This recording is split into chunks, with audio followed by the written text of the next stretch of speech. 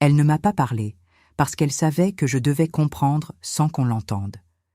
Je me souviens encore de la douceur trompeuse de cette journée de printemps, à Lyon. L'air n'était ni froid, ni vraiment tiède. C'était ce genre d'après-midi où la lumière entre dans les appartements avec une politesse presque bourgeoise, comme si le soleil lui-même connaissait les règles de la bonne tenue. Le 5e étage du numéro 27 de la rue Bellecour baignait dans cette clarté pâle qui rend tout respectable. Les moulures crème, les chaises bien alignées, la table débarrassée après le déjeuner, les verres encore humides, le torchon soigneusement plié près de l'évier. Tout semblait à sa place. Trop à sa place, peut-être. Je n'ai pas compris tout de suite que quelque chose s'était fendu dans cette belle ordonnance. Sur le moment, j'ai simplement pensé que j'avais oublié mon sac. À mon âge, on oublie 1000 petites choses. Les lunettes sur le buffet, le carnet de santé dans un tiroir, le courrier dans la poche d'un autre manteau, mon sac à main chez mon fils après le café. Rien d'extraordinaire, rien qui mérite d'en faire une histoire. Et pourtant, c'est bien là que tout a commencé. J'étais déjà redescendu de quelques marches quand ma main a cherché l'anse de mon sac, par réflexe. Le vide. J'ai levé les yeux vers la porte de l'appartement d'Antoine. J'ai soupiré. Je me suis même fait la réflexion, avec cette ironie un peu fatiguée que l'on a en vieillissant, que la mémoire devient une maison pleine de portes entr'ouvertes. On sait qu'on y a mis quelque chose, mais on ne sait plus dans quelle pièce. J'ai remonté les marches lentement, en tenant la rampe. Le métal était froid sous ma paume. Dans la cage d'escalier flottait cette odeur de poussière propre et de soupe lointaine qui appartient à tous les immeubles anciens. Je revois le tapis devant leur porte, gris anthracite, brossé avec soin. Je revois aussi la seconde d'hésitation avant de sonner. Une seconde minuscule. Une seconde dont je ne savais pas encore qu'elle allait séparer ma vie en deux parts bien distinctes. Celle où je regardais sans voir. Et celle où j'ai enfin compris. Antoine m'a ouvert avec son sourire de toujours. Ce sourire lisse, assuré, parfaitement réglé. Il avait ce talent depuis l'enfance. Même petit, quand il cassait quelque chose, il avait déjà ce visage innocent qui vous faisait presque douter de vos propres yeux. Mais enfin, bon, c'était mon fils. J'avais passé ma vie à trouver des excuses à ses angles trop nets, à sa manière d'avoir toujours raison, à cette froideur parfois déguisée en maîtrise de soi. Nous appelions cela le sérieux, la maturité, la réussite. Nous mettions des mots élégants sur ce qui aurait dû nous inquiéter. Le déjeuner s'était pourtant déroulé sans heurts. Sophie avait préparé une tarte fine aux courgettes et aux chèvres. Elle savait recevoir. Elle savait disposer les assiettes comme il faut. Elle savait sourire au bon moment. Mais ce jour-là, il y avait quelque chose d'étrange dans sa précision. Elle parlait doucement, mesurait chaque geste, comme si elle économisait ses forces ou son souffle. Pas nerveuse, non. Contrôlée. Voilà. Contrôlée. C'est seulement plus tard que j'ai compris la différence. Avant d'aller plus loin, laissez-moi reprendre un instant mon souffle. Ce que je vais vous raconter m'a longtemps pesé sur le cœur. Et si vous êtes là avec moi, j'aimerais vraiment savoir d'où vous m'écoutez. Dites-moi dans les commentaires votre ville, votre région, et même l'heure qu'il est chez vous. La nuit rend parfois certaines histoires encore plus vraies. Si vous sentez déjà que quelque chose se noue dans cette maison avec moi, laissez un j'aime, abonnez-vous, partagez cette histoire à quelqu'un qui sait lire les silences. Il y a ici des récits chaque jour, et parfois une seule histoire suffit à ouvrir les yeux. Bon, je continue. Sophie n'était pas bavarde d'ordinaire, mais elle avait autrefois un rire léger, inattendu, un rire qui montait vite et retombait vite, comme un verre qui teinte.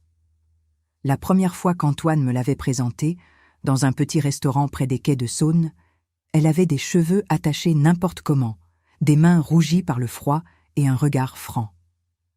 Elle travaillait déjà dans une maison d'édition juridique, m'avait-il dit avec cette fierté discrète qu'il mettait dans ses choix. Elle était brillante, organisée, un peu réservée, mais vive. Je m'étais dit qu'elle apporterait de la douceur à mon fils. Mon Dieu, comme nous aimons croire que l'amour corrige les duretés. Ce printemps de 2018, elle avait 36 ans. Moi, 77. J'étais veuve depuis presque 11 ans. Mon mari, Lucien, ancien professeur d'histoire au lycée du Parc, disait toujours qu'une famille se lit comme une archive. Pas seulement dans ce qu'elle montre, mais dans ce qu'elle classe, ce qu'elle cache, ce qu'elle range trop bien. Je n'ai repensé à cette phrase que plus tard. Sur le moment, je pensais simplement à mon sac. Mon sac était posé sur une chaise du salon, près de la bibliothèque. J'ai avancé vers lui avec cette lenteur prudente qui vient avec l'âge, mais aussi avec un certain goût des choses ordonnées. J'ai toujours été comme ça. Né à Mâcon, élevé entre une mère couturière et un père employé des postes, j'ai appris très tôt que le monde tient mieux lorsqu'on plie les serviettes au carré et qu'on ne fait pas de vagues pour un oui ou pour un non. J'ai emporté cette philosophie partout avec moi. Dans mon mariage, dans l'éducation de mes enfants, dans mes deuils, dans mes colères même, surtout dans mes colères. Je les ai repassées, pliées, rangées dans des tiroirs propres. J'avais élevé Antoine et sa sœur Hélène avec cette idée tenace qu'on protège une famille en évitant l'éclat. Pas de cris, pas de scènes, pas de linge sale dehors. Nous étions des gens corrects, des gens qui règlent les choses entre eux, des gens qui supportent, des gens qui comprennent. Cette morale-là a l'air noble quand on la prononce avec de belles phrases. Dans la réalité, elle peut devenir un verrou. Je portais ce jour-là mon manteau beige, celui à la doublure légèrement satinée, un peu usé au poignet. Sophie s'est approchée quand elle m'a vu le reprendre. Un geste simple, si simple que j'en ai presque honte aujourd'hui. Elle m'a dit d'une voix douce qu'elle allait m'aider. Elle a soulevé le manteau. Je me suis tournée comme on se tourne devant une fille attentionnée. Elle a passé le tissu derrière mes épaules. Ses doigts ont lissé le col. Puis ils sont restés là. Une seconde de trop, peut-être 2, pas davantage. Mais assez pour que je sente la pression de sa main sur mon bras. Pas une caresse, pas une maladresse, une pression. Je me suis retournée vers elle. Nos yeux se sont croisés. Je ne saurais pas vous dire leur couleur de cet instant-là. Je connaissais ses yeux depuis des années, bien sûr, mais cette fois, ce n'était pas une couleur.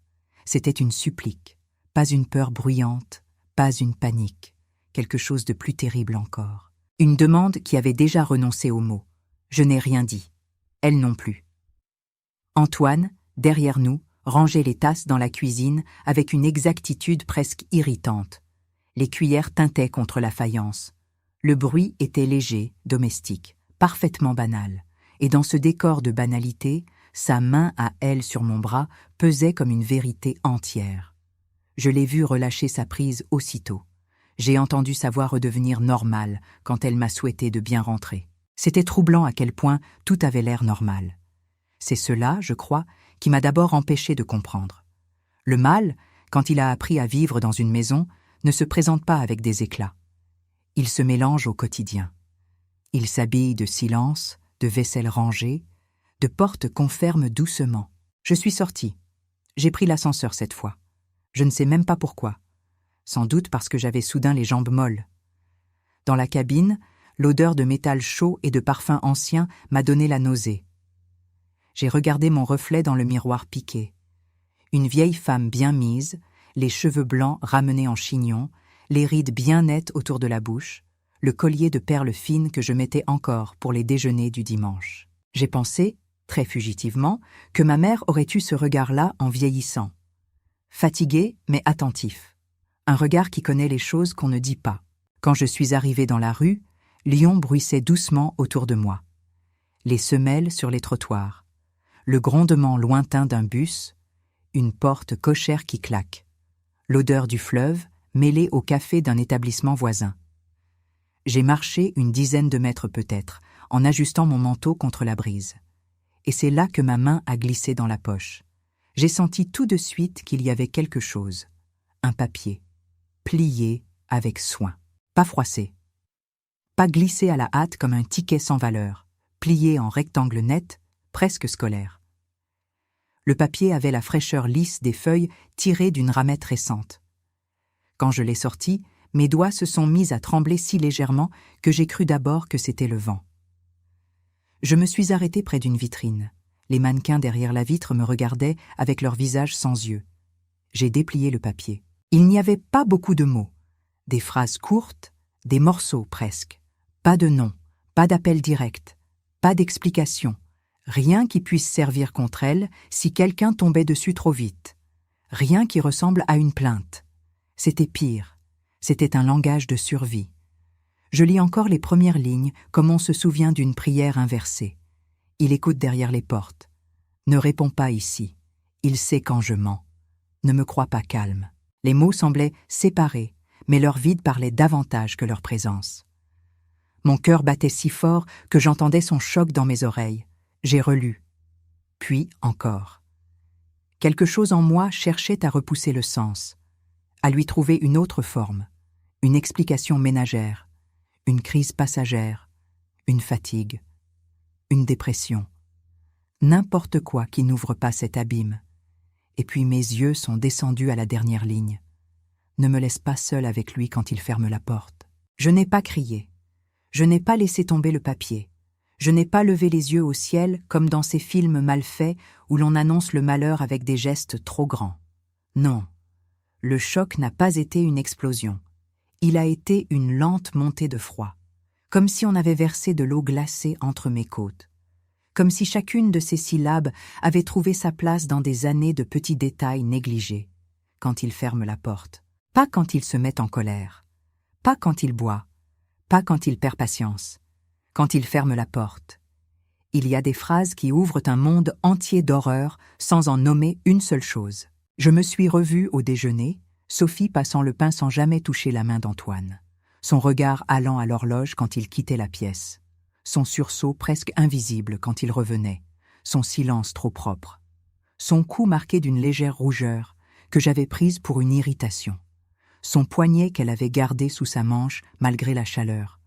Mon esprit assemblait maintenant ce que mon désir de paix avait toujours démonté. Je me suis assise sur un banc, un peu plus loin. Le bois était froid. Devant moi, 2 enfants riaient en faisant rouler un ballon. Leur joie vive me paraissait venir d'un autre monde. J'ai relu encore. Il y avait une odeur très légère sur le papier, un mélange de lessive et de parfum discret. Quelque chose de Sophie elle-même peut-être. J'ai pensé au courage qu'il fallait pour glisser ce mot dans ma poche sans se faire voir, au pari insensé qu'elle faisait sur moi, au fait qu'elle croyait que je comprendrais sans qu'on lui arrache la voix. Et c'est là, sur ce banc, que ma honte a commencé. Pas la honte d'avoir reçu ce billet, la honte de tout ce que je n'avais pas vu, ou plutôt de tout ce que j'avais vu sans vouloir le nommer. Antoine enfant n'aimait pas qu'on entre dans sa chambre sans frapper. Jusque-là, rien que de très ordinaire. Mais il n'aimait pas seulement l'intimité. Il aimait le contrôle. Il déplaçait les objets pour savoir si quelqu'un avait touché à ses affaires. Il observait. Il retenait. Il faisait payer les petites désobéissances par un silence glacial. Je revois son visage à 12 ans quand sa sœur avait emprunté un stylo. Pas de colère ouverte. Non, un calme blessé, supérieur, presque adulte, qui la faisait fondre de culpabilité. Nous trouvions cela impressionnant. Quelle erreur. Je me souviens quand il avait 17 ans et qu'il sortait avec une petite pianiste du conservatoire. Une enfant presque. Un soir, elle était venue dîner. Jolie, polie, trop maigre. Elle parlait peu. Antoine répondait à sa place avec une tendresse un peu trop parfaite. Quand elle s'était trompée sur une date, il avait posé sa main sur son avant-bras et corrigé avec douceur. La jeune fille avait rougi, s'était tue, puis avait regardé son assiette jusqu'au dessert. J'avais remarqué ce geste, mais je l'avais classé ailleurs, dans la case des couples, dans la case des maladresses, dans la case de ce qui ne nous regarde pas. Si vous êtes toujours avec moi, dites-le moi dans les commentaires. Écrivez simplement le nom de votre ville, ou même un mot, pour que je sache que vous lisez avec votre cœur autant qu'avec vos yeux. Et si vous sentez monter cette inquiétude lente, celle qui ne hurle pas mais qui ronge, laissez un j'aime et partagez cette histoire. Beaucoup de gens ne reconnaissent pas le danger parce qu'ils attendent qu'il fasse du bruit. Parfois, il ne fait que fermer une porte. J'ai remis le billet dans ma poche intérieure. Pas dans mon sac, pas dans la poche du manteau. À l'intérieur, contre ma poitrine. Je crois qu'à cet instant précis, sans me le dire encore, j'avais déjà choisi mon camp. Ou plutôt, j'avais compris qu'il n'y avait plus de neutralité possible. Je me suis levée, mes jambes tremblaient. Je n'étais pas une femme spectaculaire. Je ne l'avais jamais été. J'étais de celles qui font les confitures, qui classent les papiers, qui préparent les anniversaires, qui pensent qu'une famille doit tenir. Mais à mesure que je marchais vers la place Bellecour, une autre mémoire se réveillait en moi. Une mémoire plus ancienne que Sophie, plus ancienne même qu'Antoine. J'avais 9 ans lorsque ma cousine Jeanne était venue vivre quelques mois chez nous en Bourgogne. Elle parlait peu. Maman disait qu'elle avait besoin de calme. À l'époque, on ne posait pas de questions aux enfants. Un soir d'hiver, je l'avais trouvée cachée dans le cellier, les bras autour des genoux, à pleurer sans bruit. Je m'étais assise près d'elle. Je lui avais demandé ce qui n'allait pas. Elle m'avait seulement répondu qu'elle ne voulait pas rentrer chez elle. Je n'avais rien compris. Ou pas assez. Des années plus tard, quand j'avais déjà 2 enfants, j'avais appris qu'un voisin passait parfois chez sa mère, quand le mari travaillait de nuit. Personne n'en parlait encore franchement. On disait des choses floues. Une mauvaise affaire. Une pauvre fille perturbée. Jeanne s'était mariée jeune, était partie en Suisse, et je ne l'avais presque plus revue. Mais la honte de ce silence-là, de tous ces adultes autour d'elle qui avaient préféré la commodité à la vérité, cette honte m'était restée dans le corps comme un éclat minuscule. Peut-être est-ce pour cela que Sophie m'avait choisie. Pas parce que j'étais la plus forte, ni la plus moderne, ni la plus lucide. Peut-être parce qu'elle avait perçu chez moi cette vieille douleur, enfouie sous les napperons bien repassés et les habitudes de veuve rangées.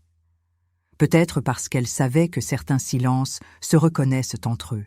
De retour chez moi, dans mon appartement du 6e arrondissement, j'ai fermé la porte derrière moi et j'ai posé mon sac sur la console de l'entrée. L'odeur de cire et de fleurs d'oranger, celle de ma maison depuis des années, m'a enveloppée comme d'habitude. Les rideaux écrus remuaient à peine.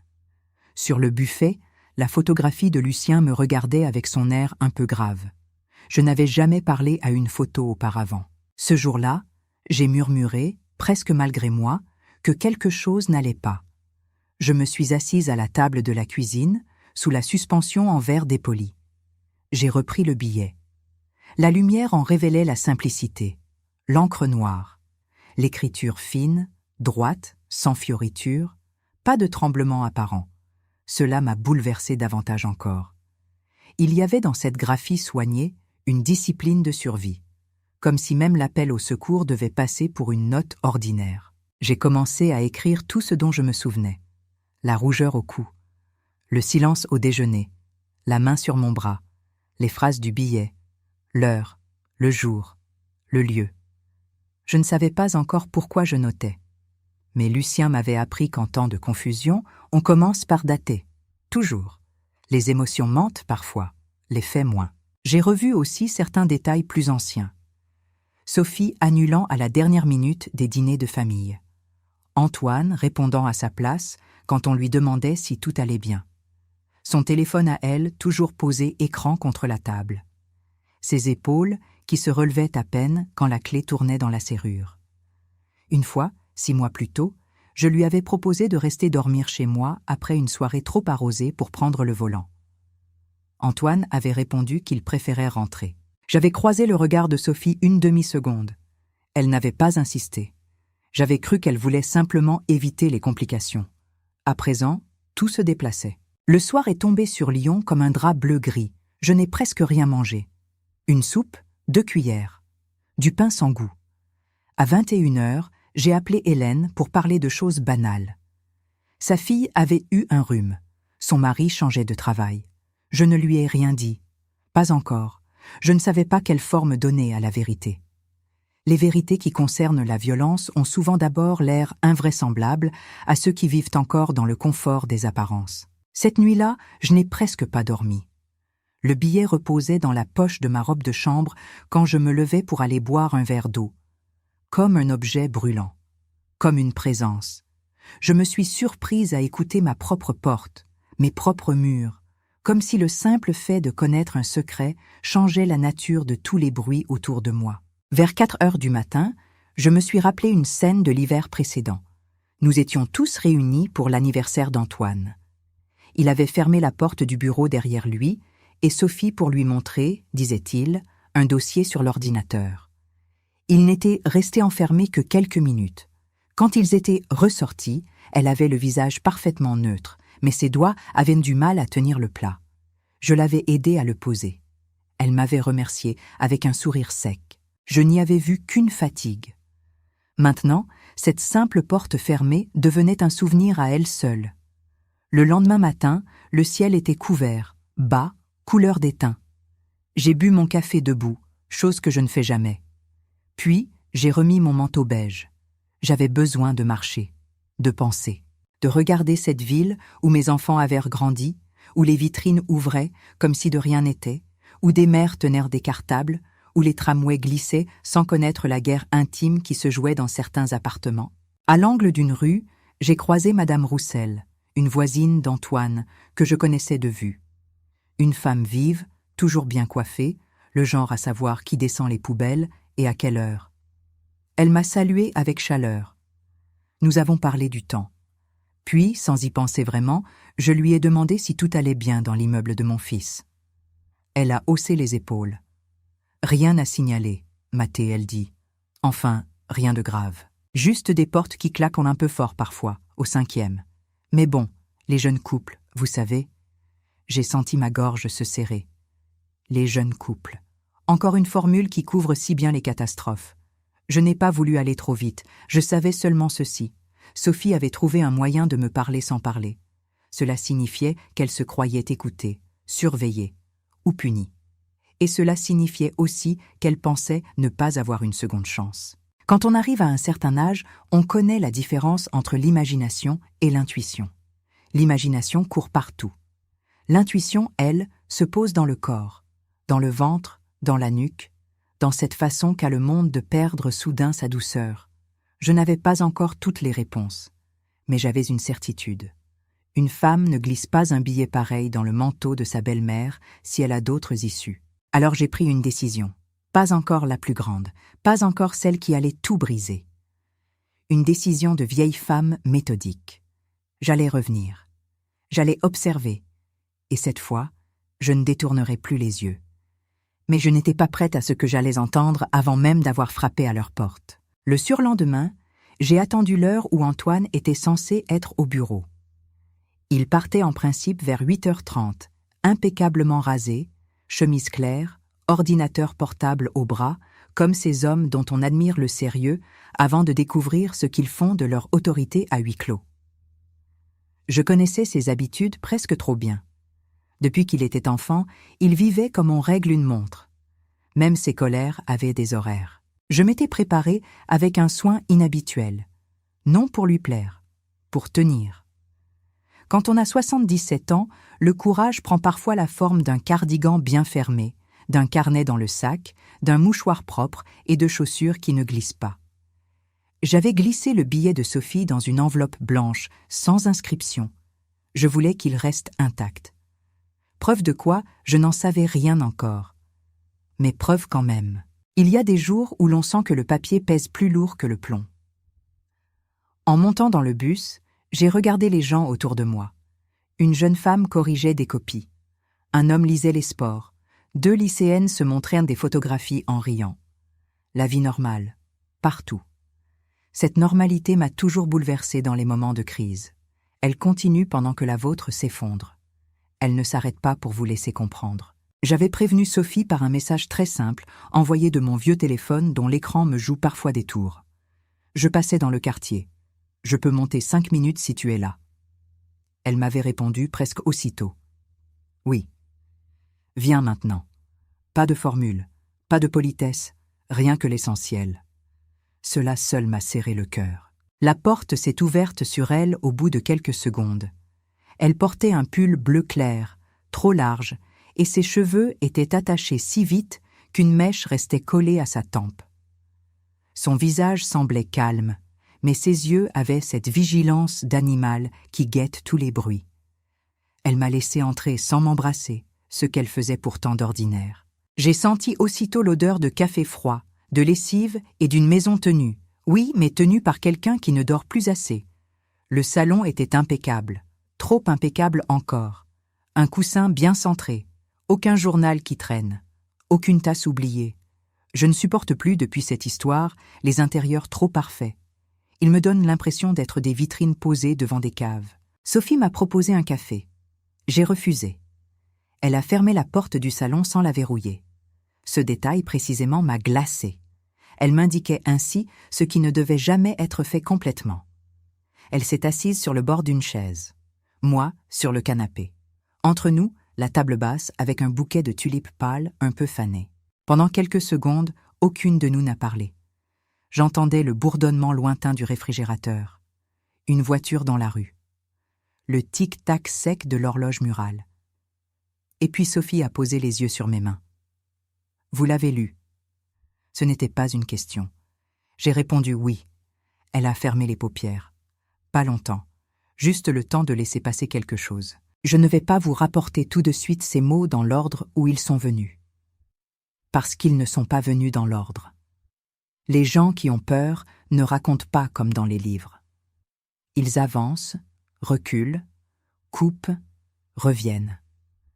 La vérité sort comme elle peut, par lambeaux, par détours, par détails qui paraissent absurdes et qui sont en réalité les plus graves. Elle m'a d'abord parlé de ses clés. Antoine voulait savoir où elles étaient. Toujours. Pas seulement les clés d'ailleurs. Son téléphone, son badge, son emploi du temps, son compte, ses appels. Au début, disait-elle, cela ressemblait à de l'attention. Il se souciait de sa sécurité. Il voulait qu'elle lui dise quand elle rentrait, qu'elle lui envoie un message, qu'elle n'oublie pas d'éteindre ceci, de fermer cela. Ensuite, c'était devenu autre chose. Un contrôle calme, une surveillance présentée comme de la logique, puis une habitude, puis une règle. Je l'écoutais sans l'interrompre. J'avais peur qu'un mot trop direct la referme. Elle parlait à voix basse, mais avec une précision étrange, comme si elle avait répété ses phrases dans sa tête 100 fois sans jamais pouvoir les poser quelque part. « Il n'aime pas quand je surprends », a-t-elle murmuré. « Surprendre qui ?» j'ai demandé doucement. « Lui. Les choses. Les moments. Il faut qu'il sache avant. » Cette réponse m'a traversée comme une lame. Voilà comment naît l'emprise. Pas toujours dans un cri, souvent dans le droit qu'un être s'accorde sur le moindre mouvement de l'autre. Elle m'a raconté leur début, les fleurs livrées au bureau, les messages adorables, les trajets organisés pour qu'elle ne soit jamais seule le soir, les attentions, le soin, puis, très vite, les critiques déguisées. Cette amie qui n'était pas bonne pour elle, cette robe qui la grossissait, cette collègue qui profitait de sa gentillesse, sa mère trop intrusive, son travail trop prenant, son rire parfois déplacé, son habitude de répondre trop vite. Rien de brutal, tout de très raisonnable. C'est peut-être cela qui m'a le plus effrayé. Le caractère parfaitement civilisé de la destruction. Si vous avez déjà vu quelqu'un s'éteindre en douceur, sans fracas, simplement parce qu'une autre personne lui a appris à douter de tout ce qu'elle était, dites-moi dans les commentaires ce mot très simple. Doucement. Parce que c'est souvent ainsi que cela commence. Et si ce récit vous tient en haleine, laissez un j'aime, abonnez-vous, partagez. Beaucoup de gens pensent reconnaître la violence. En vérité, ils ne reconnaissent souvent que sa caricature.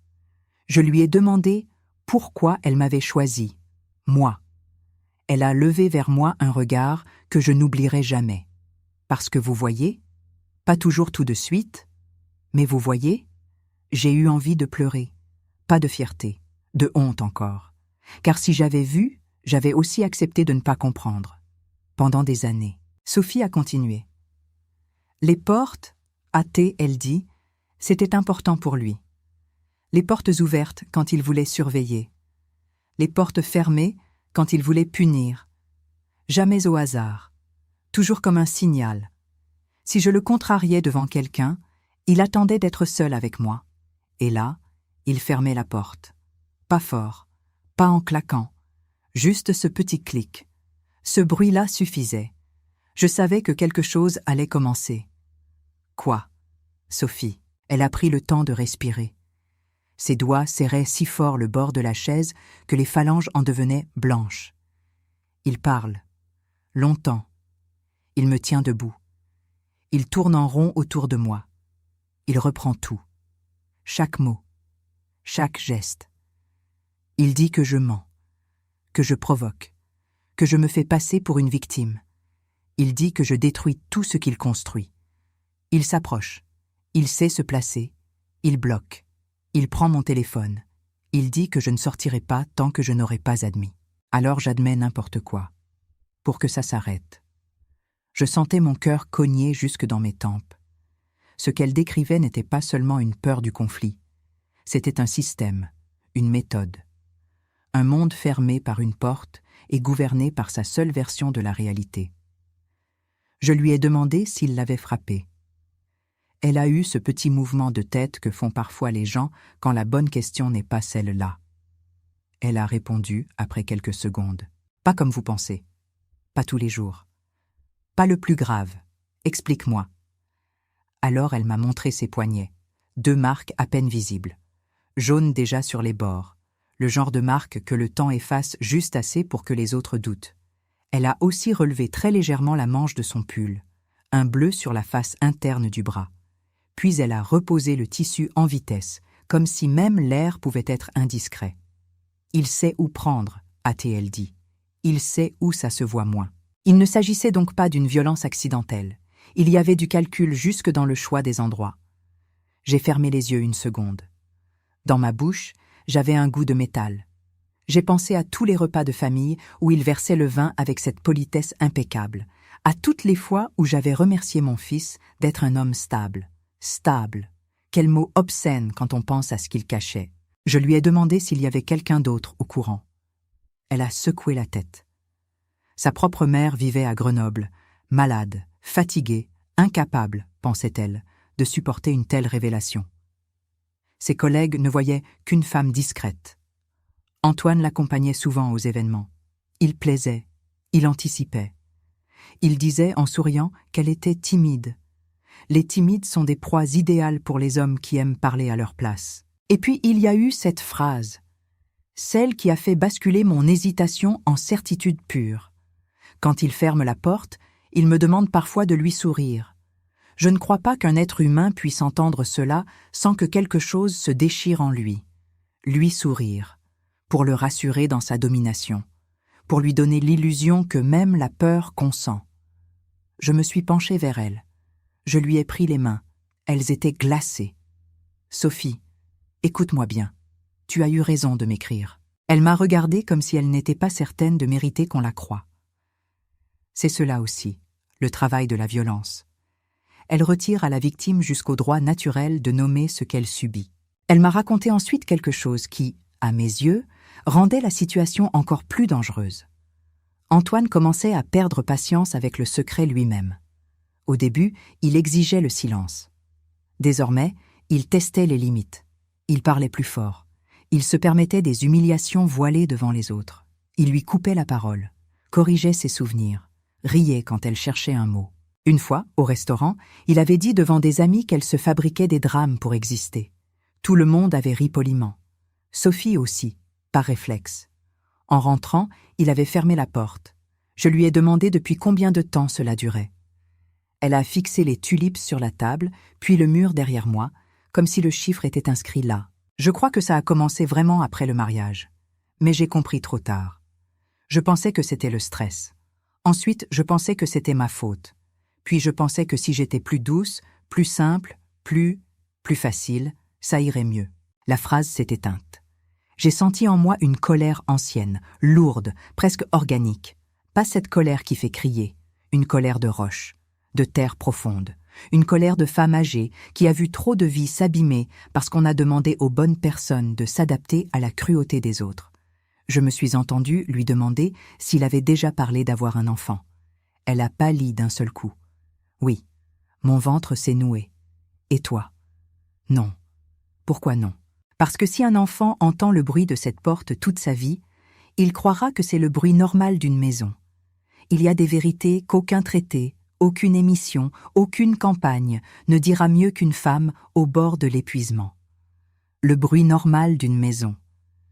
Voilà ce que l'on transmet quand on laisse faire, une grammaire de la peur. J'ai pensé à mon petit-fils imaginaire qui n'existait pas encore, à tous les enfants réels qui grandissent dans des maisons dont le langage est faussé, à cette manière qu'ont les familles d'appeler caractère ce qui n'est que violence disciplinée. Je lui ai demandé pourquoi maintenant. Pourquoi le billet maintenant? Elle a hésité. Puis elle m'a expliqué qu'Antoine avait trouvé un appartement plus grand en périphérie.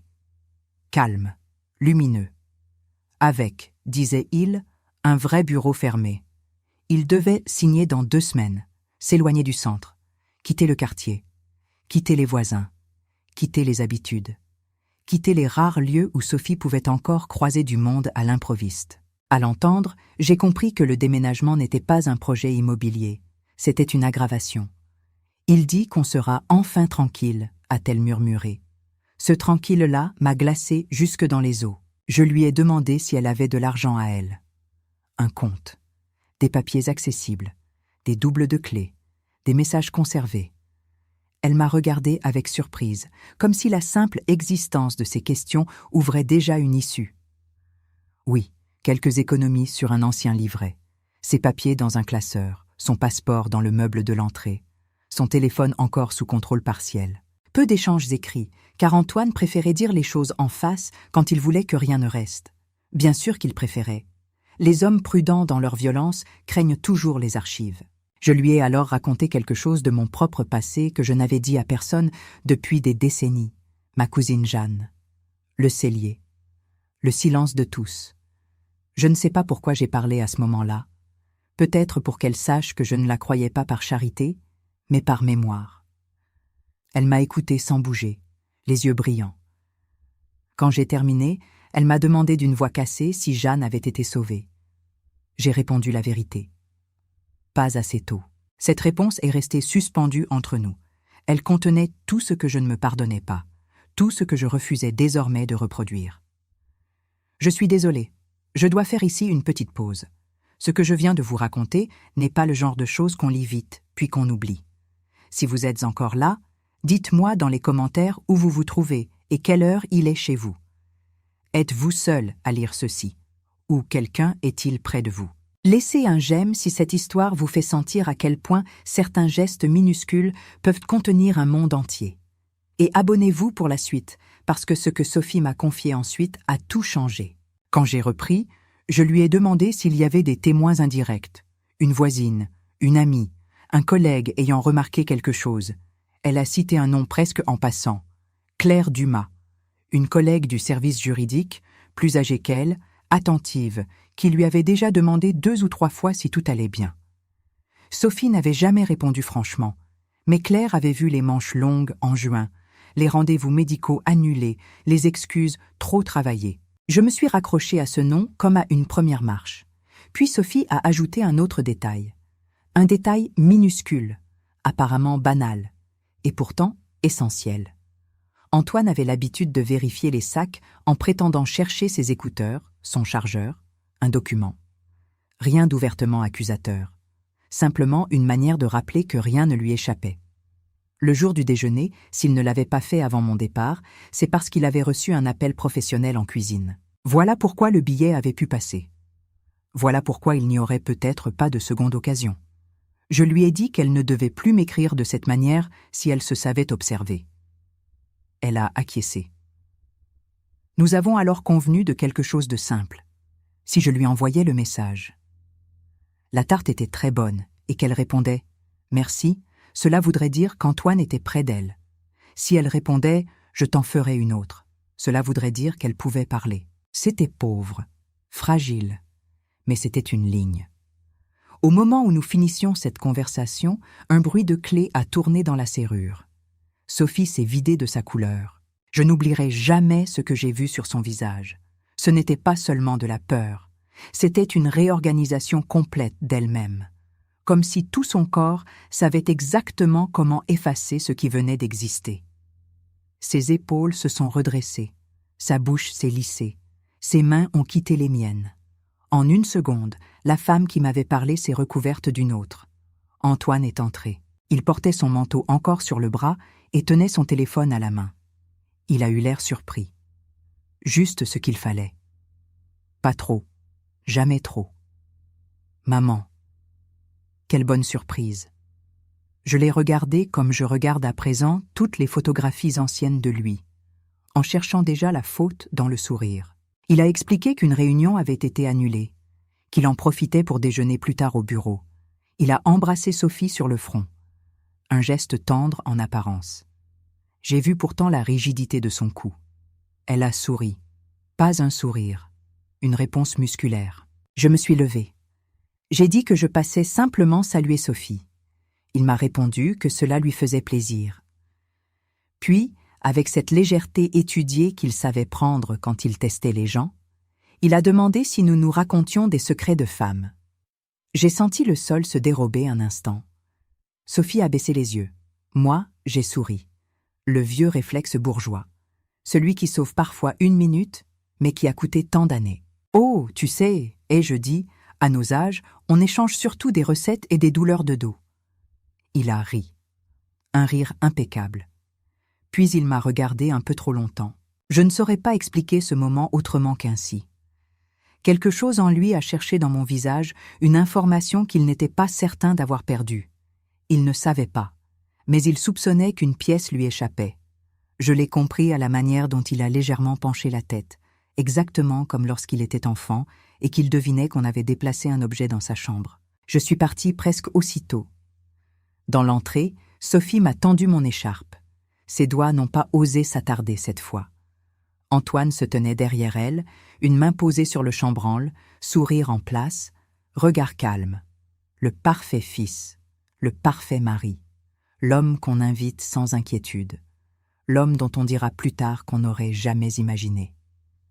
Dans l'ascenseur, j'ai compris que nous n'avions plus de temps. Ce n'était plus seulement une question de savoir.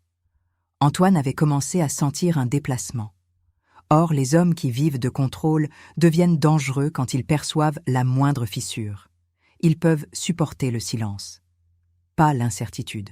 Dehors, la pluie avait commencé. Fine, persistante. Lyon avait cette couleur de pierre mouillée qui rend tout plus grave. Je me suis réfugiée sous l'auvent d'une pharmacie. Mes mains tremblaient tellement que j'ai dû les serrer l'une contre l'autre pour retrouver un peu de maîtrise. Je me suis forcée à réfléchir méthodiquement. Premièrement, Sophie avait besoin d'une sortie possible, concrète, préparée. Deuxièmement, il me fallait un allié qui ne soit pas de la famille. Troisièmement, il fallait cesser de traiter cela comme un problème domestique. Et enfin, ce qui me terrifiait le plus, il allait falloir accepter que pour la sauver, je devrais peut-être briser mon fils. On croit toute sa vie que le pire serait de voir mourir son enfant. On ne vous dit pas qu'il existe une autre forme de deuil. Découvrir qu'il est devenu quelqu'un qu'il faut arrêter. Je suis rentrée chez moi, j'ai retiré mon manteau encore mouillé et j'ai ouvert le tiroir où je gardais les papiers importants. Actes, contrats, carnets, numéros. Tout à coup, ma cuisine de veuve ordonnée est devenue un poste de commandement. J'ai sorti mon carnet à couverture noire et j'ai noté le nom de Claire Dumas. Puis, j'ai écrit en grandes lettres, au milieu d'une page blanche. Ne plus protéger l'image, protéger la vie. J'ai fixé longtemps cette phrase. Elle ne me ressemblait pas. Ou peut-être, au contraire, elle révélait enfin ce que j'aurais dû être plus tôt. En fin d'après-midi, j'ai envoyé à Sophie le message convenu. La tarte était très bonne. La réponse est arrivée 10 minutes plus tard. Merci. Il était donc là. Je n'ai plus bougé de la soirée. Chaque objet de mon appartement semblait plus net que d'ordinaire. Le velours des fauteuils, l'odeur du thé refroidi, le grincement discret du parquet près de la bibliothèque. Lorsque la nuit est tombée, je me suis approchée de la fenêtre. En contrebas, les phares glissaient sur la chaussée mouillée comme des lames pâles. Je pensais à Sophie derrière une porte peut-être déjà fermée, à ce clic qu'elle entendait avant moi, à l'attente. J'ai alors commis une erreur de mère, une erreur presque instinctive. J'ai appelé Antoine. Je voulais entendre sa voix. Je ne sais pas. Vérifier quelque chose. Peut-être le confronter sans le dire. Peut-être retrouver mon fils quelque part dans ce monstre bien coiffé. Il a répondu au 3e appel. Sa voix était douce, un peu distraite. Il m'a demandé si tout allait bien. « Oui, hey », je dis. « Je voulais simplement savoir si tu étais bien rentré. » « Bien sûr. Pourquoi cette question ? » « Aucune raison. J'ai cru que tu avais l'air fatigué tout à l'heure. » Il a ri très doucement. « Tu t'inquiètes toujours trop, maman. » Ces mots, dans sa bouche, avait toujours servi à me remettre à ma place. Petite exagération maternelle, petite tendance à dramatiser. Et soudain j'ai compris qu'il avait sans doute passé sa vie à faire la même chose aux femmes qui l'entouraient, réduire leur alarme à un trait de caractère. Nous avons raccroché. Je suis restée un long moment avec le combiné dans la main. Vers 23 heures, mon téléphone a vibré. Un seul message. De Sophie. Il a demandé pourquoi tu avais appelé. Je crois que mon sang s'est arrêté une seconde.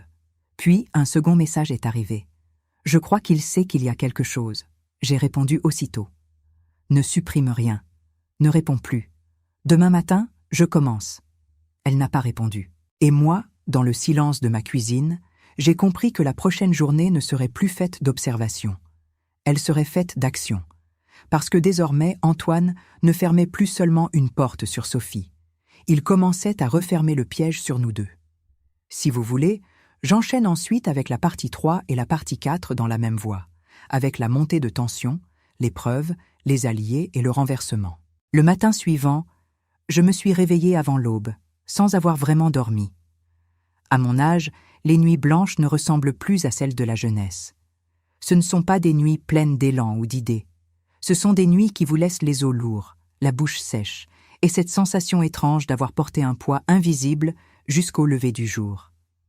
Quand je me suis assise au bord du lit, mes genoux ont protesté comme toujours, mais ce n'était pas cette douleur-là qui m'occupait. C'était autre chose, une certitude. Une vieille femme n'a peut-être pas la force de courir, mais elle peut encore décider où elle se tient. Et ce matin-là, j'ai décidé que je ne me tiendrais plus du côté du silence. J'ai ouvert les volets sur un ciel laiteux. Lyon était encore à moitié endormi. Les toits humides reflétaient une lumière sans chaleur. En bas, une camionnette de livraison reculait en émettant ce bip régulier qui semble toujours plus triste dans les rues du matin. J'ai mis de l'eau à chauffer. Le sifflement de la bouilloire m'a rappelé des années de gestes simples, utiles, rassurants. J'ai pensé que les existences basculent rarement dans un grand fracas. Elles basculent souvent entre une tasse de thé et un carnet ouvert. Je me suis installée à la table de la cuisine avec mon cahier noir, celui où je notais autrefois mes dépenses, les dates d'anniversaire, les médicaments à renouveler, les horaires des trains pour aller voir Hélène. J'y avais déjà inscrit ce que Sophie m'avait confié. Je me suis relue avec une attention presque juridique. L'heure du billet, les phrases exactes, les marques vues sur ses poignets, la mention de Claire Dumas, le projet de déménagement, mon appel à Antoine, son ton, le message de Sophie dans la nuit. Tout. J'ai daté chaque page. Lucien disait toujours qu'un fait mal daté devient un souvenir, et qu'un souvenir contesté perd sa force face à quelqu'un qui sait mentir avec assurance. Ce qui m'a frappé en relisant, c'est la cohérence du tableau. Pris séparément, les éléments pouvaient encore passer pour des malentendus. Ensemble, ils formaient un système. Contrôle des déplacements, contrôle du téléphone, isolement progressif, humiliation douce en public, punition en privé, gestion des traces, menace de déménagement, surveillance des appels. Ce n'était pas un homme qui perdait parfois son sang-froid. C'était un homme qui organisait la peur avec méthode. À 8h15, j'ai envoyé un message à Sophie. La tarte était très bonne. Je voulais savoir si elle était seule. La réponse n'est arrivée qu'à 9h04. Je t'en ferai une autre. J'ai fermé les yeux un instant. Elle pouvait parler, ou du moins, elle disposait d'un espace. Il fallait agir vite, mais sans précipitation. La précipitation, chez les gens prudents, provoque souvent la catastrophe qu'on voulait éviter. Je l'ai appelé aussitôt. Sa voix était basse. « Il est parti », a-t-elle dit. Mais il a changé 2 fois d'avis avant de partir. Il a oublié ses papiers. Puis son badge. Puis il a demandé si quelqu'un était passé. Tu lui as dit quoi? Que non. Silence. Puis elle a ajouté quelque chose qui m'a glacé. Il a vérifié le tiroir du meuble de l'entrée. Pourquoi? Je ne sais pas. Il ne le fait jamais le matin. Nous avons convenu de nous voir ailleurs. Pas chez elle, pas chez moi. Un lieu public, mais discret. Nous avons choisi le petit salon de thé derrière l'église Saint-Potin, celui où les retraités viennent prendre une brioche en fin de matinée et où personne ne prête attention à 2 femmes qui parlent à voix basse. J'y allais parfois avec une voisine autrefois. Les tables y sont petites, rondes, avec des nappes écrues. Le service y est lent. C'est précisément ce qu'il fallait. Un endroit où l'on peut rester longtemps sans éveiller la curiosité. J'y suis arrivée en avance. J'avais mis mon tailleur gris-perle, celui des rendez-vous sérieux, et une broche discrète au col. Je me suis regardée dans la vitre avant d'entrer. Une vieille dame bien mise, un peu raide, tenant son sac comme on tient une certitude fragile.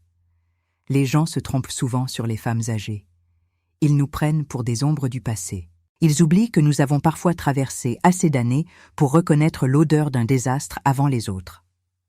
Sophie est arrivée 10 minutes plus tard, essoufflée, les cheveux encore un peu humides, comme si elle avait quitté l'appartement avec la sensation de fuir tout en donnant l'impression de simplement aller travailler. Elle s'est assise face à moi. Ses mains ont cherché la tasse de thé avant même qu'elle ne soit servie. Besoin d'occuper les doigts. Besoin d'éviter qu'il tremble trop visiblement. Je lui ai demandé si Antoine connaissait ses horaires exacts ce jour-là.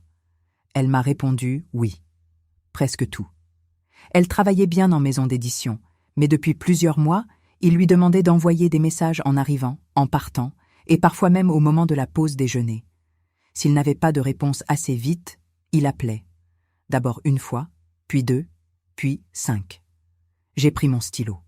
J'ai écrit. Fréquence des vérifications. Elle a continué. Au début, elle répondait pour éviter les scènes. Ensuite, elle répondait par habitude. À présent, elle répondait par peur de ce qui suivrait si elle ne répondait pas. Voilà comment une contrainte finit par se déguiser en réflexe. Je lui ai demandé s'il lisait ses messages. Oui, parfois.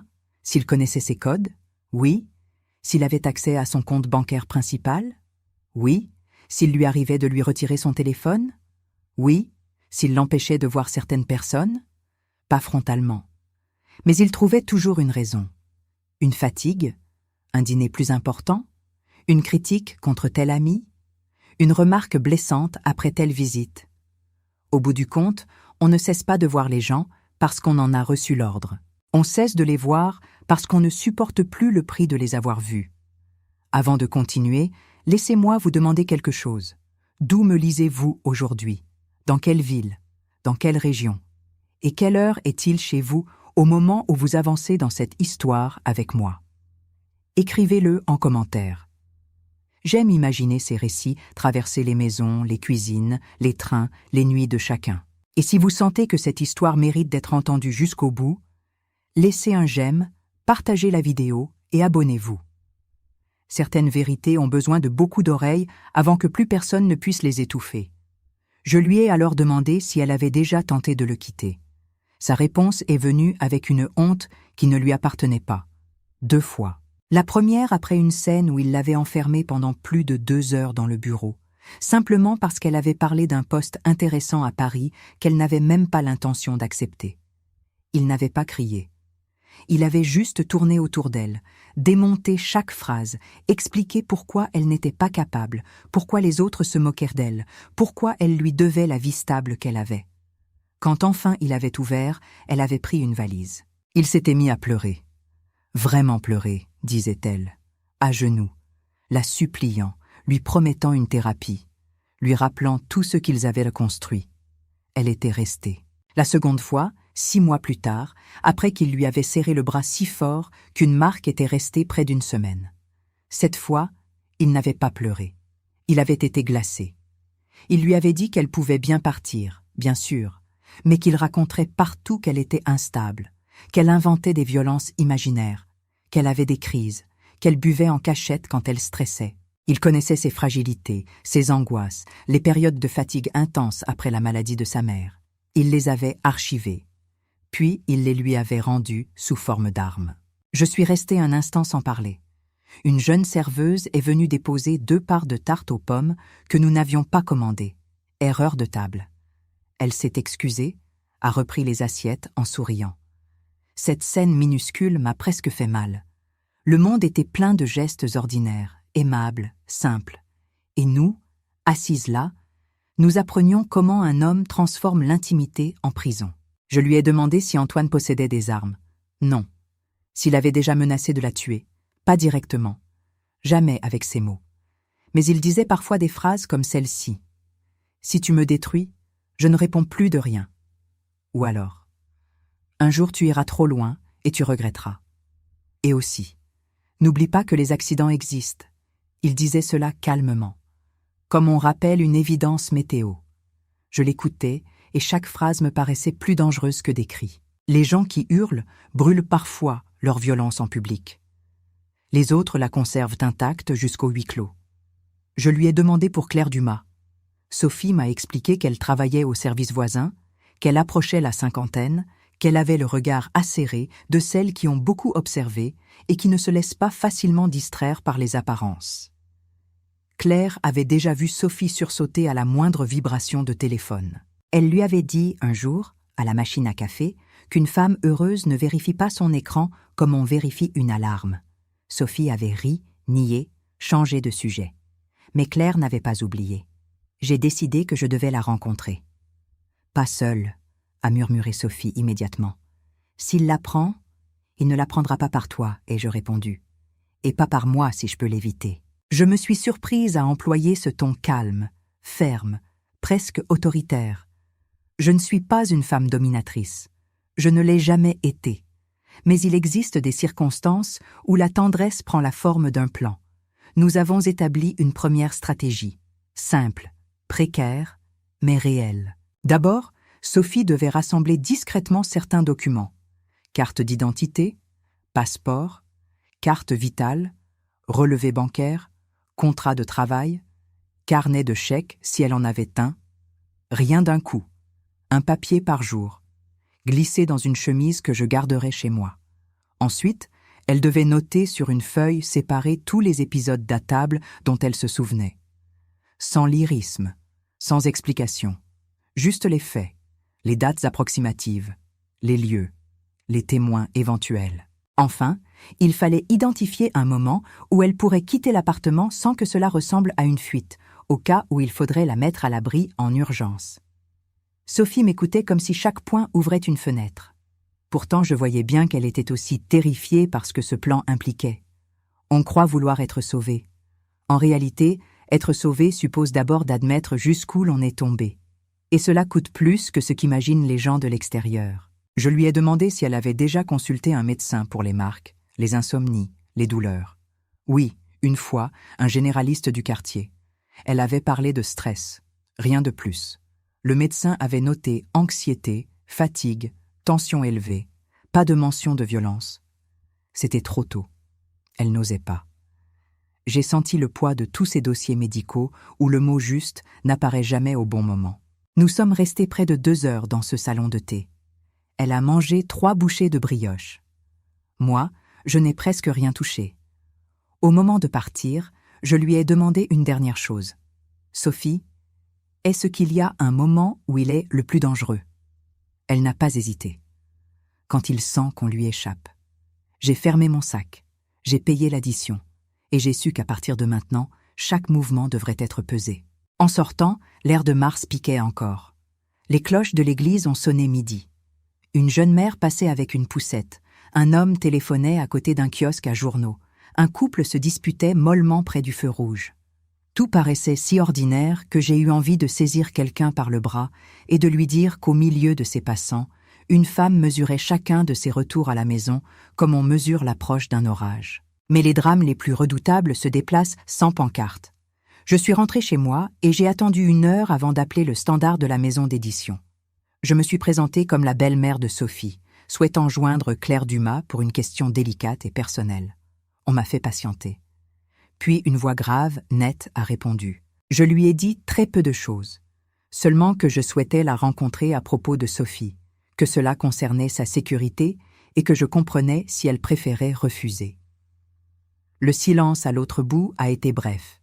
Je peux vous voir ce soir après 18h30, a-t-elle elle dit. Dans le café en face du tribunal. Le tribunal. Ce détail m'a fait presque sourire. Il y a des lieux qui semblent vous choisir. Je m'y suis rendue à l'heure dite. Claire Dumas était une femme aux cheveux châtains coupés courts, avec des lunettes fines et une manière d'observer qui ne perdait pas de temps en inutilité. Elle n'a pas commandé avant de m'avoir écoutée. J'ai résumé la situation en termes prudents. Le billet, les confidences de Sophie, le contrôle, les marques, le projet de déménagement. Claire n'a pas paru surprise. Pas vraiment. Attristée plutôt. Et furieuse, sous le calme. « Je me doutais de quelque chose », a-t-elle dit. Pas tout, mais quelque chose. Elle m'a raconté ce qu'elle avait vu. Sophie arrivant de plus en plus tôt pour éviter certains appels.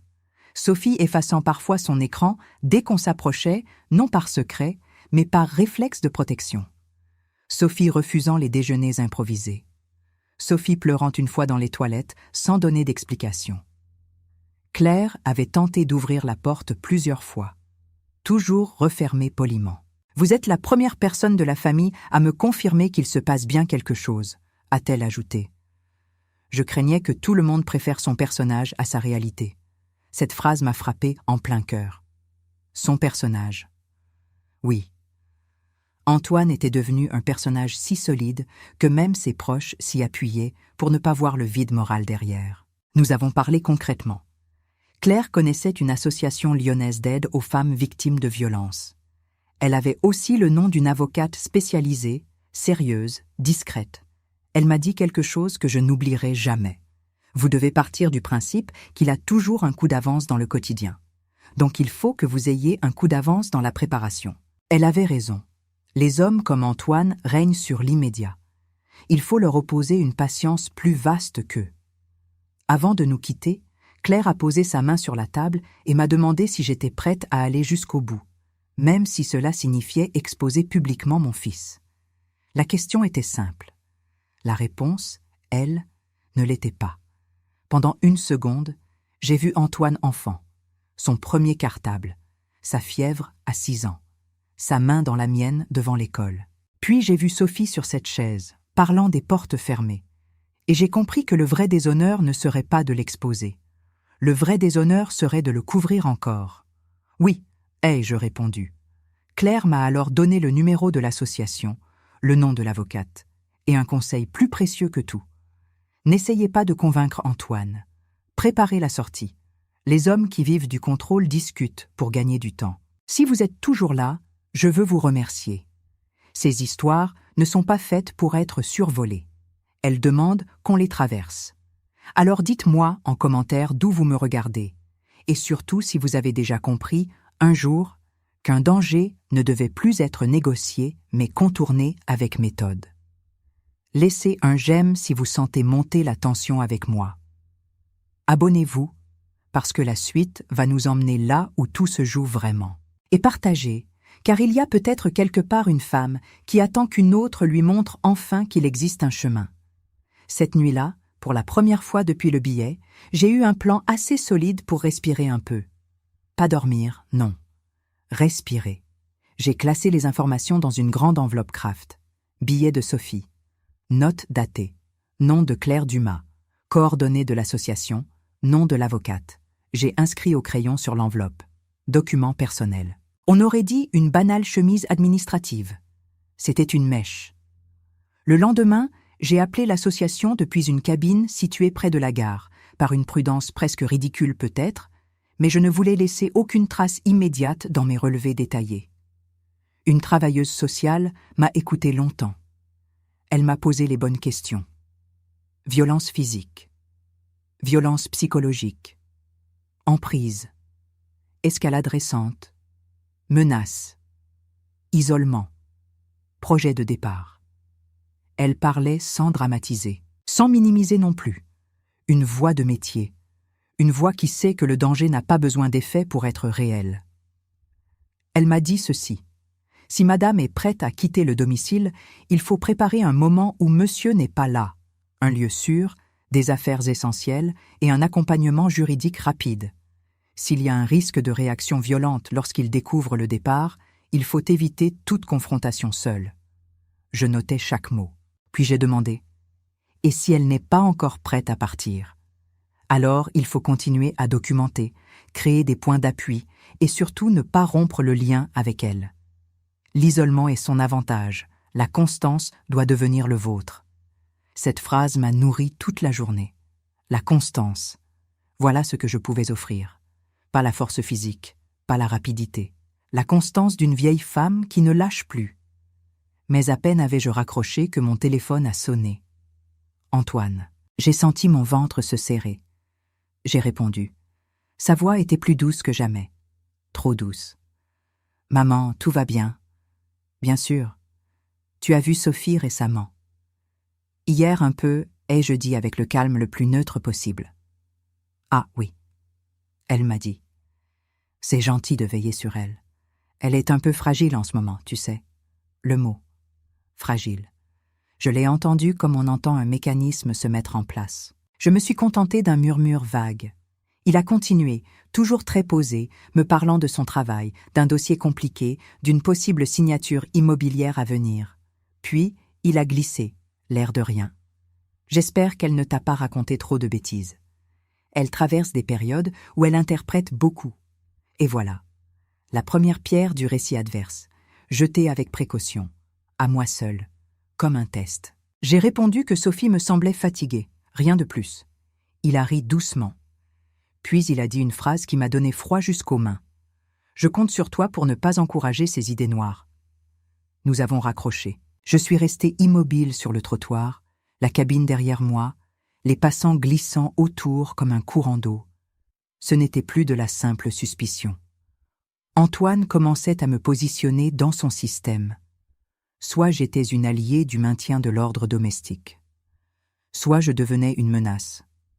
Le soir, Sophie m'a envoyé le message convenu. Je t'en ferai une autre. Je l'ai rappelée depuis chez moi. Elle m'a dit qu'Antoine avait demandé plus de détails sur notre rencontre. Où? Combien de temps? De quoi elles avaient à parler, Claire et elle, au bureau. Sophie avait nié tout échange particulier. Il n'avait pas insisté. Pas encore. Mais il observait.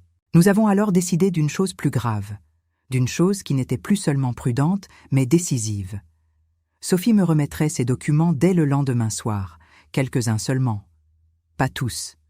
Ce serait le premier passage concret d'un avant à un après. Et c'est là que le destin, ou la malchance, ou peut-être simplement la logique des situations tendues, a serré encore davantage l'étau. Parce que cette nuit-là, à 22h47, j'ai reçu un message qui ne venait ni de Sophie ni de Claire. C'était d'un numéro que je ne connaissais pas.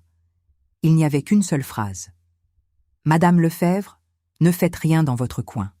Il n'est pas seulement plus intelligent qu'il en a l'air. Il est plus patient. » Je n'ai pas reconnu le numéro. Je n'ai pas reconnu la formulation. Mais j'ai compris immédiatement une chose. Quelqu'un d'autre savait. Et cela voulait dire que l'histoire de mon fils avait déjà laissé derrière elle plus de traces que nous ne l'imaginions. Je n'ai presque pas respiré pendant les 2 minutes qui ont suivi la réception de ce message. Mon téléphone semblait soudain trop lourd dans ma main. Le salon de mon appartement, avec ses rideaux tirés, sa lampe basse, la photo de Lucien sur le buffet et la pendule qui battait son rythme régulier, avait pris cette texture étrange des lieux familiers quand la peur y entre. Tout y était pareil. Et pourtant, plus rien n'avait la même innocuité. J'ai relu la phrase plusieurs fois.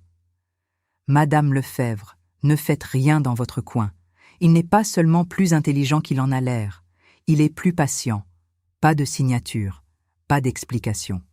Rien, juste cet avertissement. » Je me suis assise très lentement dans le fauteuil près de la fenêtre. J'ai posé le téléphone sur la table basse, comme s'il pouvait me brûler. J'ai d'abord pensé à Antoine, à un test, à un piège pour mesurer ma réaction. Puis j'ai écarté cette hypothèse. La formulation ne lui ressemblait pas. Antoine aimait dominer. Il ne donnait pas l'alerte. Il insinuait, il préparait, il sapait. Là, il y avait autre chose. Une connaissance froide du danger. Une expérience. Quelqu'un parlait comme on parle après avoir déjà vu le mécanisme de près. J'ai appelé Claire Dumas immédiatement. Elle a répondu à la 3e sonnerie. Je lui ai lu le message mot pour mot. Elle s'est tue quelques secondes, puis m'a demandé de ne surtout pas répondre. Elle m'a aussi demandé de lui transférer le numéro. Je l'ai fait. Elle m'a rappelé 10 minutes plus tard. Le numéro est prépayé, a-t-elle dit. Rien d'identifiable facilement. Ça peut être quelqu'un de prudent. Ou quelqu'un qui veut paraître prudent. Son calme me faisait du bien. Il ne supprimait pas le danger, mais il l'encadrait. Elle m'a demandé si d'autres personnes connaissaient la situation. Seulement elle, Sophie, l'association et moi. J'ai alors pensé à la collègue de Sophie qui avait déjà posé des questions. À un voisin peut-être, à quelqu'un du passé d'Antoine. Ce message ouvrait une pièce que je n'avais pas encore vue dans la maison entière du problème. Claire a proposé que nous avancions d'un cran. Au lieu de simplement préparer une issue, il fallait aussi vérifier si Antoine avait déjà été signalé ailleurs, d'une manière ou d'une autre. Pas officiellement peut-être, mais humainement. Les prédateurs domestiques ont souvent derrière eux une suite de petites alarmes éteintes l'une après l'autre par le doute des autres. Le lendemain matin, j'ai reçu de Sophie le message convenu, qui signifiait qu'elle ne pouvait pas parler. J'ai passé la journée avec cette tension sourde qui ne vous quitte plus quand vous attendez qu'une porte s'ouvre ou se referme ailleurs. J'ai essayé de lire, j'ai rangé un tiroir, j'ai épluché des pommes, j'ai appelé Hélène pour lui souhaiter bon courage pour un rendez-vous sans entendre la moitié de ses réponses. Tout était recouvert par la même pensée. Il faut tenir, il faut bien faire, il faut ne pas se tromper maintenant. En fin d'après-midi, Claire m'a rappelé. Elle avait parlé à une ancienne collègue qui connaissait Sophie depuis plusieurs années. Rien de concret, mais des souvenirs concordants. Une réception d'entreprise où Antoine avait gardé une main trop ferme dans le bas du dos de sa femme pour la diriger sans cesse. Une autre fois, un départ précipité après qu'une conversation avait rendu Sophie trop souriante au goût de son mari. Et surtout, une phrase qu'il aurait dite avec le sourire à propos d'elle. Sophie serait capable d'oublier sa tête si je n'étais pas là pour penser à sa place. Ce genre de phrase, tant de gens le prennent pour une plaisanterie conjugale. Je le sais. J'en ai entendu 1000 autour de moi, dans des dîners, des baptêmes, des vacances, recouvertes de rires indulgents. Et puis un jour, le rire se retire, et il reste le système que cette phrase nourrissait depuis le début. Vers 18h, Sophie m'a enfin écrit le bon message. Celui qui voulait dire qu'elle pouvait parler. Nous avions convenu que je passerais devant la boulangerie où elle s'arrêtait parfois en sortant du travail. Pas chez elle. Pas dans un café connu. Juste la rue, la fin du jour, le mouvement des gens. Elle est arrivée avec un sac en toile qu'elle tenait trop fort contre elle. Son visage était fermé. Ses yeux, eux, étaient en alerte. Nous avons marché jusqu'à ma voiture. Je ne conduisais presque plus en ville. Mais ce jour-là, j'avais pris le vieux véhicule de Lucien, celui que je gardais encore pour les trajets inhabituels. J'aimais sa simplicité, son odeur de tissu vieilli, le son mat de la portière, rien qui attire l'attention. À peine assise, Sophie a sorti du sac une chemise cartonnée. Carte d'identité, passeport, contrat de travail, 3 relevés bancaires, une ordonnance ancienne, quelques tickets de caisse qui prouvaient certains déplacements. Et, pliée entre 2 feuilles, une note manuscrite d'Antoine. Ce n'était pas une menace directe, plutôt une liste de règles. Ne pas oublier de répondre, ne pas raconter nos affaires, pas de scène devant les autres, penser avant de parler. Le dernier point était souligné 2 fois. Je l'ai prise avec des doigts presque engourdis. Tu l'as gardée pourquoi? Parce qu'un jour, quand il l'a écrite, j'ai compris qu'il ne parlait plus comme un mari contrarié, à elle dit. Il parlait comme quelqu'un qui établit un règlement. Nous sommes restés un moment en silence dans l'habitacle. Dehors, les gens passaient avec des sacs de course, des bouquets, des visages fatigués de fin de journée. Je regardais la note, les lettres d'Antoine. Cette écriture que j'avais connue enfant sur ses dictées, ses cartes de fête des mères, ses mots d'excuses signés à l'école. Il y a des instants où la maternité vous traverse comme une maladie ancienne. Vous comprenez que la main que vous avez guidée sur le papier est la même qui a appris plus tard à enfermer quelqu'un dans le langage. Je lui ai demandé s'il était prévu qu'elle rentre à 1 heure précise. Oui, elle avait encore 25 minutes. Il fallait faire vite. Nous avons convenu de la suite. Les documents resteraient chez moi. Elle effacerait de son sac toute trace de cette remise. Et surtout, elle devait continuer à se comporter comme si rien n'avait changé. C'était le plus dur. Jouer le quotidien quand on a enfin commencé à préparer sa sortie. Au moment où elle allait descendre, elle a saisi mon poignet. Il a dit quelque chose ce matin. Quoi donc? Il a dit que les femmes de sa famille avaient toujours été impressionnables, mais qu'il comptait sur toi pour rester lucide. Cette phrase, prononcée par mon propre fils, m'a giflé plus violemment qu'un cri n'aurait pu le faire. Il me connaissait, il savait comment me parler, il savait quelle corde tendre, la vieille peur de passer pour une femme âgée qui exagère, la vieille discipline qui veut qu'on reste raisonnable, propre, mesuré. Il me repoussait vers le rôle qu'il avait toujours voulu me voir jouer. Mère douce, mère fiable, mère utile à sa version des choses. Je l'ai regardé. Tu lui as répondu quoi? Que tu t'inquiétais de tout depuis toujours. Elle avait dit la phrase qu'il fallait dire pour survivre à l'instant. Et pourtant, je sentais dans ses yeux l'épuisement de devoir sans cesse choisir entre vérité et sécurité. Dès qu'elle est repartie, j'ai roulé jusqu'à chez moi en surveillant chaque voiture derrière. Peut-être étais-je devenue excessive. Peut-être pas. Quand la peur entre dans votre quotidien, même la paranoïa mérite parfois le respect d'une hypothèse. J'ai rangé les documents dans l'enveloppe Kraft, puis dans la vieille malle en bois de noyer où je gardais autrefois les papiers de famille. C'était absurde presque. Protéger une vie à travers des tiroirs, des doublures de sacs et des meubles anciens. Et pourtant les grands basculements passent souvent par là. Le lendemain, j'ai rencontré l'avocate recommandée par Claire, maître Bérard, dans son cabinet près des quais. C'était une femme sèche, précise, d'une 60aine d'années, qui ne perdait pas de temps à paraître compatissante, parce qu'elle préférait être utile.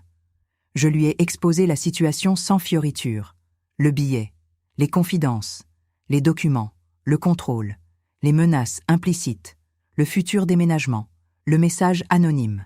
Elle m'a interrompu seulement pour préciser certaines dates, demander si Sophie accepterait de venir elle-même et vérifier s'il existait des preuves écrites plus explicites. Je lui ai montré la note des règles. Elle l'a lue 2 fois. Ce n'est pas suffisant en soi pour une procédure lourde, a-t-elle dit, mais c'est révélateur d'un fonctionnement. Le plus important maintenant, c'est de sécuriser madame et de constituer un dossier cohérent. Si elle quitte le domicile, il faut qu'elle soit accompagnée immédiatement dans les démarches. Déclaration, certificat médical si possible, hébergement sécurisé, et surtout aucun tête-à-tête avec monsieur pour annoncer quoi que ce soit. Elle m'a aussi demandé si Sophie était prête. Pas théoriquement, vraiment prête. Cette question m'a suivie longtemps après le rendez-vous. Car il y a une différence immense entre vouloir que cela s'arrête et consentir aux conséquences du départ. Le départ ne libère pas tout d'un coup.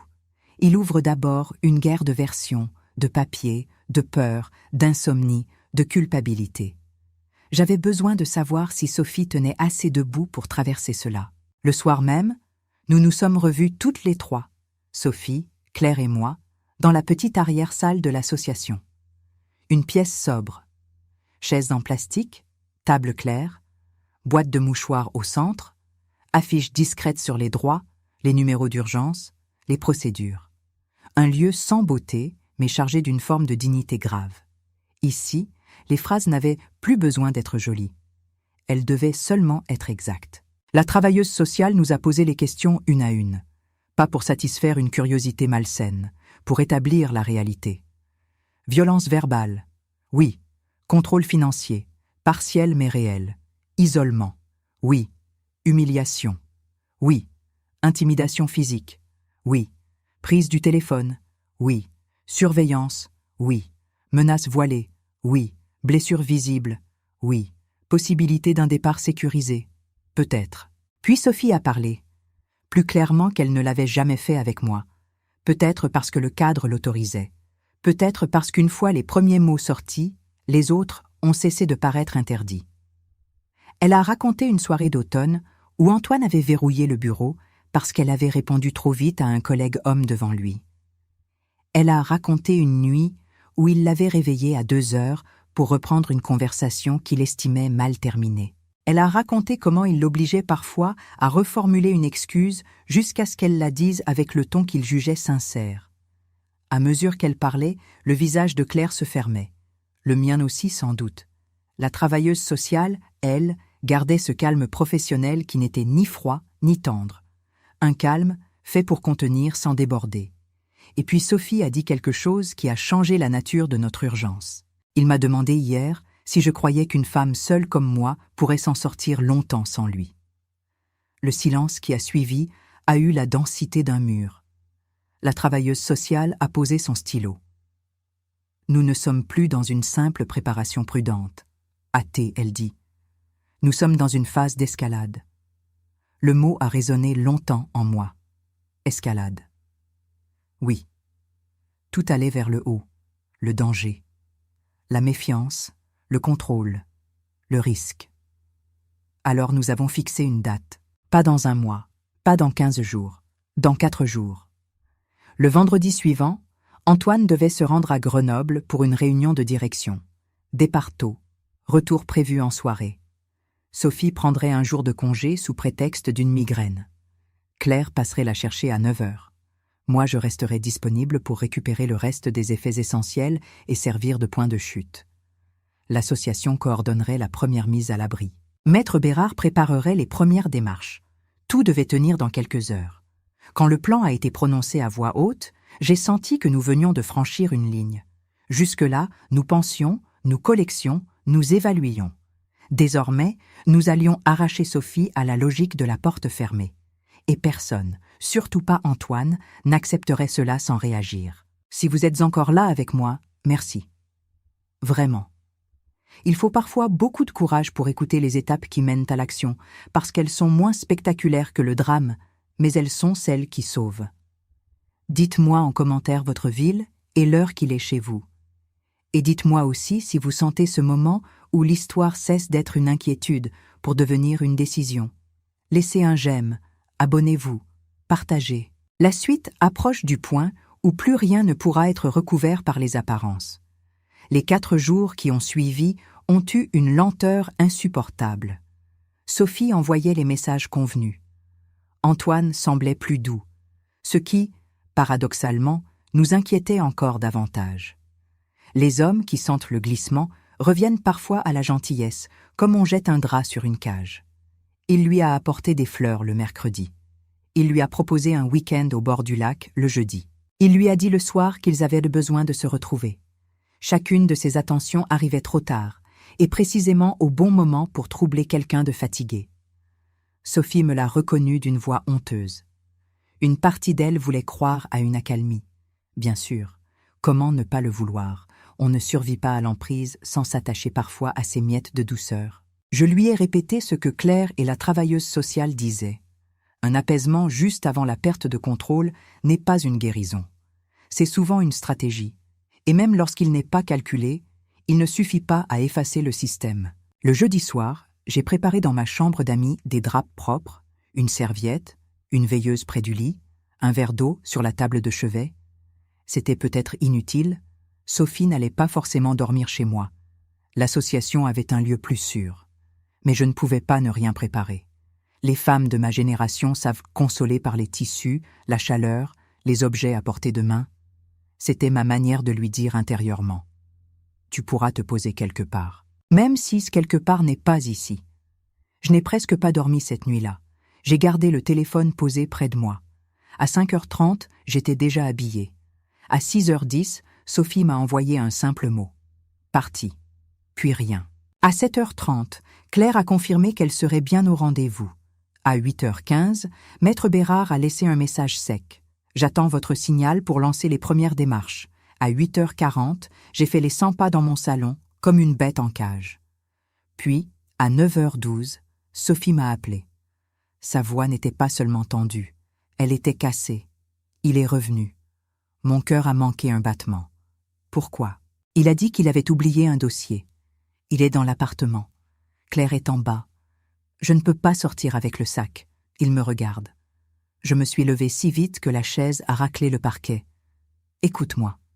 Ne fais rien de brusque. Où est-il? Dans le bureau. La porte est ouverte. À cet instant, tout ce que nous avions préparé menaçait de s'effondrer sur un détail de calendrier. Un dossier oublié. Vraiment oublié au prétexte, nous ne le saurions peut-être jamais. Mais il était là. Et Sophie avec lui. Et Claire en bas. Et moi à quelques minutes de route seulement, soudain trop loin. J'ai dit à Sophie de raccrocher, de descendre uniquement si elle le pouvait sans rupture visible, et d'envoyer un message vide si la situation tournait mal. Puis j'ai attrapé mon sac, mes clés, mon manteau. J'ai quitté l'appartement sans même fermer correctement le tiroir de l'entrée. Dans l'ascenseur, mon reflet m'a paru celui d'une étrangère. Les traits tirés, les lèvres serrées. Une vieille femme qui n'avait plus le luxe d'avoir peur pour elle-même. J'ai conduit jusqu'à la rue Bellecour avec une précision glacée. Chaque feu rouge me semblait une offense. Chaque piéton trop lent, une cruauté. J'ai appelé Claire en arrivant dans la rue. Elle était bien là, stationnée un peu plus loin, moteur coupé, téléphone à la main. Je l'ai rejointe dans sa voiture. De notre position, nous pouvions voir la façade de l'immeuble, les balcons, les rideaux du 5e. Rien ne bougeait. Rien n'annonçait le danger. C'est cela qui rend les drames domestiques si difficiles à croire. De l'extérieur, il n'y a souvent qu'une façade bourgeoise et des fenêtres closes. Nous avons attendu. 2 minutes, 5, 8. Puis, mon téléphone a vibré. Un message vide. Nous nous sommes regardés. Claire a démarré sans un mot. Nous savions toutes les deux ce que cela voulait dire. Il se passait quelque chose. Tout de suite. Là-haut. Et pendant que l'ascenseur nous emmenait vers le 5e étage, avec ce bourdonnement mécanique si ordinaire qu'il en devenait obscène, j'ai compris une vérité terrible et simple. Nous n'étions plus en train de préparer une sortie. Nous étions en train d'arriver au moment exact où un homme sent qu'on lui échappe. Et ces moments-là sont ceux où les portes se ferment le plus fort.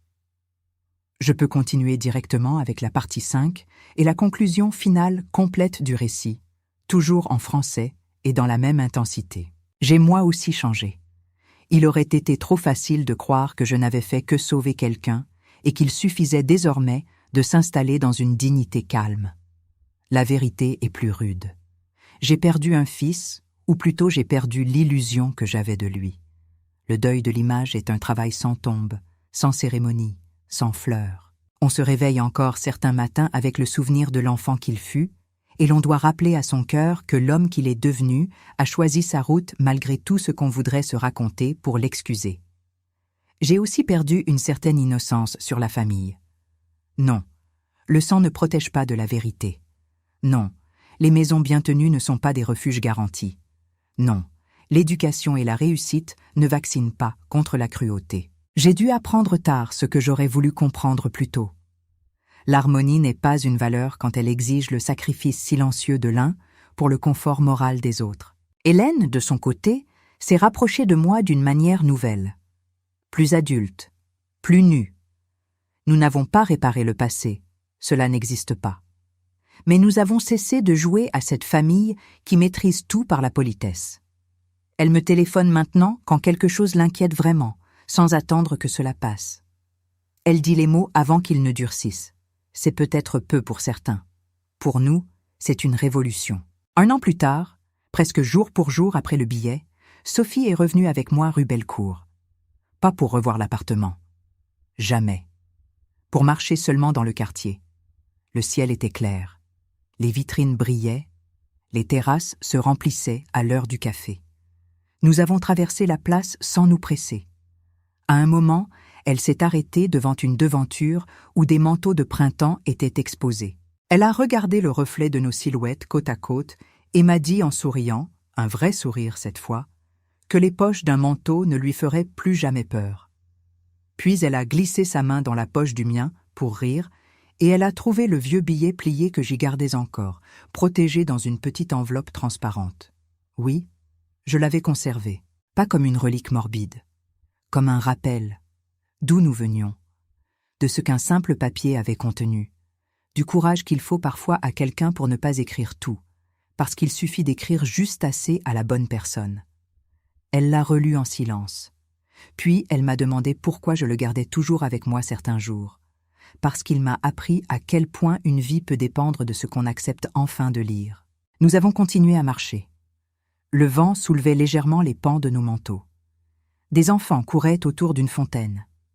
Un homme riait au téléphone. Une femme remontait son vélo sur le trottoir. La ville n'avait rien retenu de notre drame, et c'était très bien ainsi. Les villes ne guérissent pas à notre place. Elles nous offrent seulement un décor où recommencer à vivre. Aujourd'hui, quand je pense à cette histoire, je ne vois plus d'abord la peur. Je vois ce couloir, cette entrée, ce col ajusté, cette seconde supplémentaire où une femme a parié sur ma capacité à comprendre.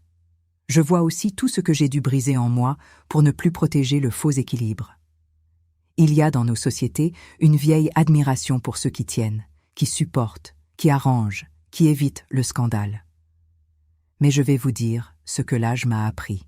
Il existe des moments où la personne la plus loyale n'est pas celle qui sauve la façade. C'est celle qui ose être le premier bruit dans la maison trop silencieuse. Si vous êtes resté avec moi jusqu'ici, vous m'avez offert quelque chose de précieux. Le temps de votre attention. Et à mon âge, je sais la valeur du temps qu'on donne vraiment. Alors, je vous demande une dernière chose. Dites-moi dans les commentaires d'où vous m'avez suivi, quelle heure il est chez vous, et écrivez le mot « silence » si vous êtes allé jusqu'au bout et que vous comprenez désormais pourquoi ce mot peut être à la fois une prison et le lieu exact où commence le courage. Laissez un j'aime si cette histoire vous a touché. Abonnez-vous pour les récits à venir. Partagez cette vidéo à quelqu'un qui a besoin qu'on lui rappelle qu'un appel au secours n'arrive pas toujours avec de grands gestes. Parfois, il tient dans un regard, une main sur un bras, une phrase glissée dans une poche.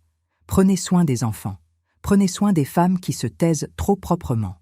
Prenez soin aussi de cette petite alarme au fond de vous, quand quelque chose sonne faux derrière les portes closes. Et s'il faut une morale, alors la voici, nue et entière. Dans l'histoire des familles, comme dans l'histoire des peuples, ce n'est pas toujours la violence qui gagne en premier. C'est souvent le désir de ne pas déranger, de ne pas croire, de ne pas rompre l'ordre établi. Les drames prospèrent dans les maisons comme dans les nations quand les témoins préfèrent la paix apparente à la vérité dérangeante. N'attendez pas le fracas pour reconnaître le mal. Apprenez à lire les silences, les gestes trop contrôlés, les portes qui changent de sens quand elles se ferment. Car parfois, sauver une vie ne commence ni par la force, ni par les grands discours. Cela commence par une seule chose. Osez comprendre ce qu'on vous demande sans que personne puisse le dire à voix haute.